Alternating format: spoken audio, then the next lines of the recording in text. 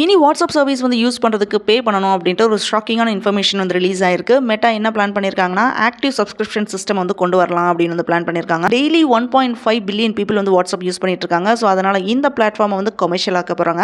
So நம்ம வந்து இனி ஸ்டேட்டஸ் போடுறதுக்கு அதே மாதிரி சேனலை பார்க்கறதுக்கு சப்ஸ்கிரைப் பண்ணால் தான் வந்து பார்க்க முடியும் அப்படின்றது இந்த ஃபியூச்சர் வந்து இம்ப்ளிமெண்ட் பண்ணுறதுக்கு மெட்டா வந்து டிசைட் பண்ணியிருக்காங்க. சேனலை வந்து நம்ம எல்லாருமே வந்து ஃப்ரீயாக பார்க்க முடியும்னாலுமே எந்த இன்ஃபர்மேஷன் வந்து சப்ஸ்கிரைபருக்கு வந்து அவைலபிளாக இருக்கும் அப்படின்றது அட்மின் வந்து டிசைட் பண்ணுவார்.